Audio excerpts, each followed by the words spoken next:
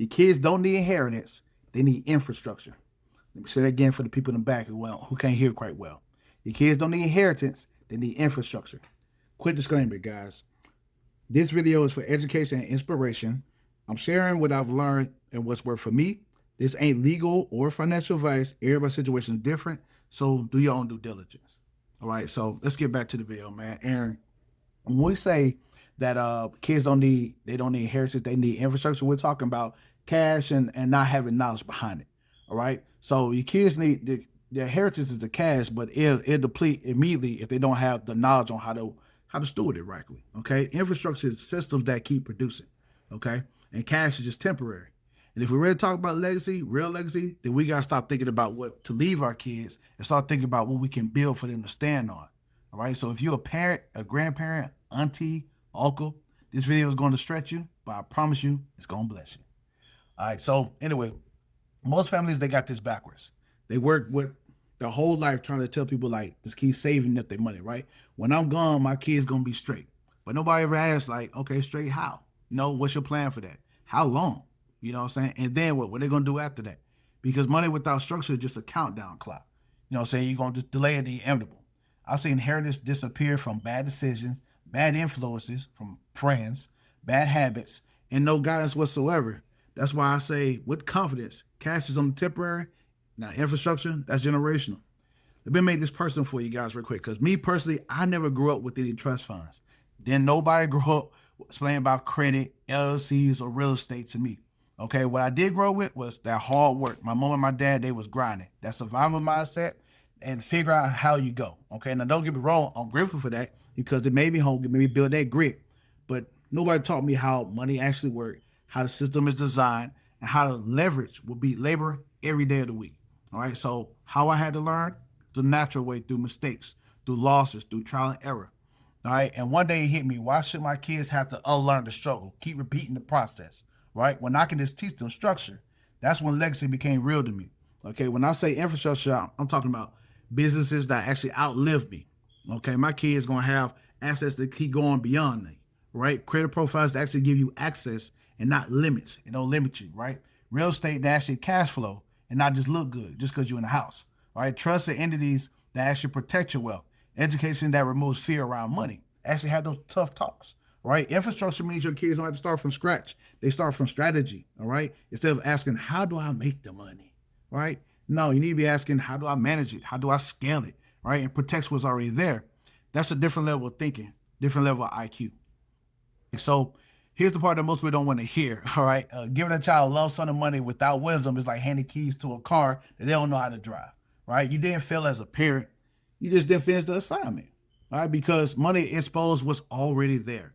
Right? But infrastructure actually teaches responsibility by design, right? A business actually requires decisions being made on how to keep it growing, all right? Property requires management, all right? Credit requires discipline, okay? That's how maturity is built, by managing all those different things. And let me say, from a faith perspective, God never called us to be hoarders. He called us to be stewards, okay? Stewardship means I'm managing this not just for me, but for who come after me. Grounded for my last name, not just my first name.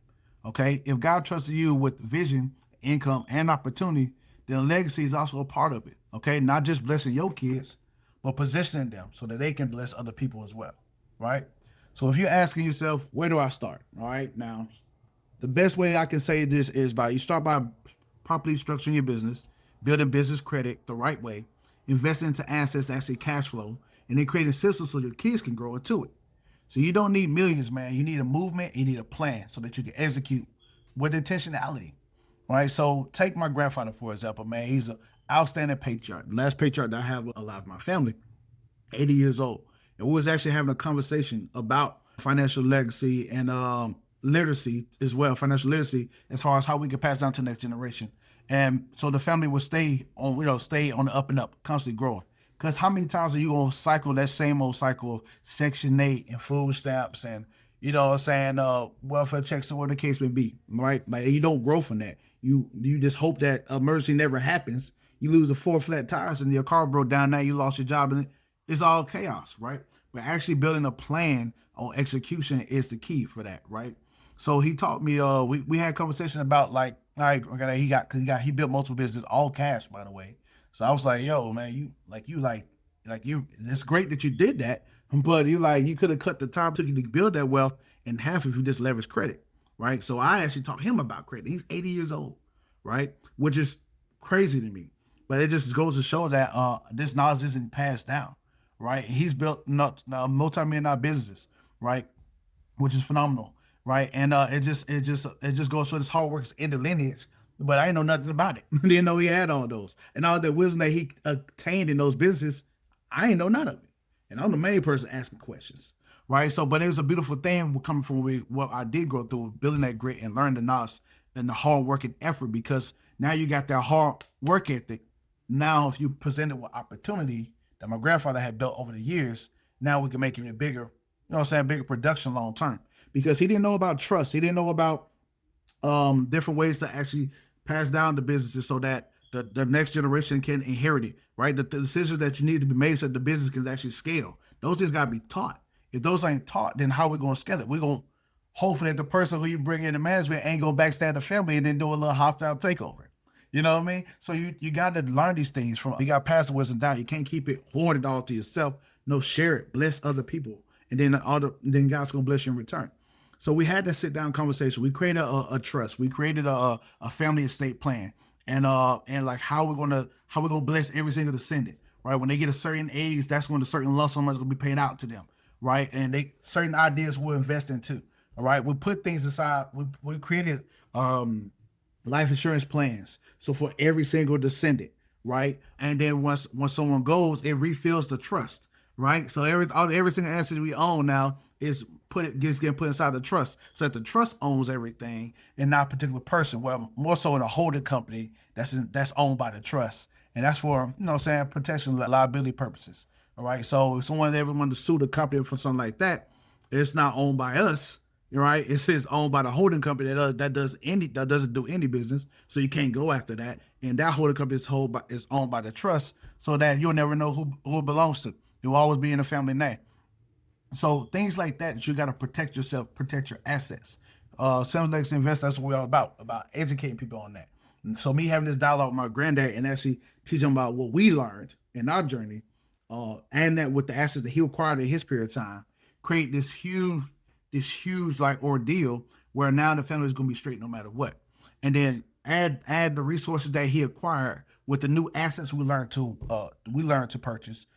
Whether it's real estate, whether it's self-storage businesses or self-storage businesses, or whether it's even some of these crypto assets that we learned about, right? One of those, whether it's in all three of those bad boys, we're constantly growing the net worth of the entire family.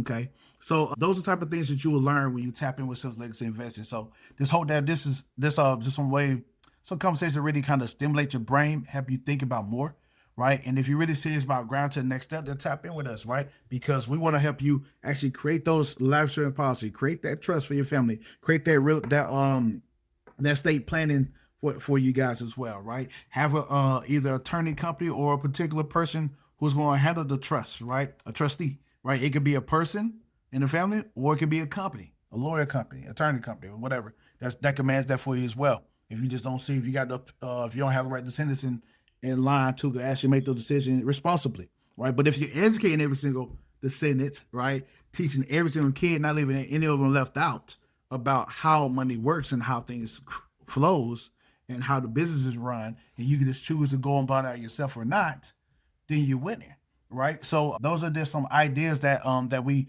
not only plan to people, but we also help them structure for themselves. Okay, so yeah, guys, definitely like, follow, subscribe. You know what I'm saying? And just really lock in with us because we're going to the next level, and we want to every single one of our mentees and clients that we help them get to the next level as well. Because we all about love, and we want to see everybody win. And we've been there from the bottom of my heart.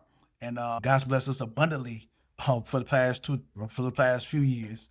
You know what I'm saying? And it's just going to the level we're like, it's just amazing to see the breakthrough in people, and not just breakthrough financially, breakthrough spiritually.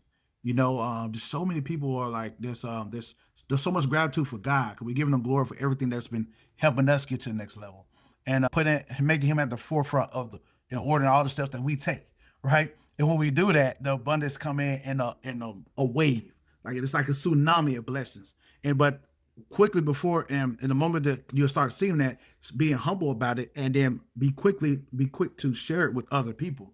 And that's the circular and centrifugal force around it. You know, so I'm an electrician. I know about motors. Yeah, but that's the force around it. It becomes a cycle of blessings, and everyone's involved, and it's just a fine moving machine, and we just love it. So I don't want to talk too much more, man. You guys, just hope that just actually bless you, educate you a little bit, and tap with us. We help you get started.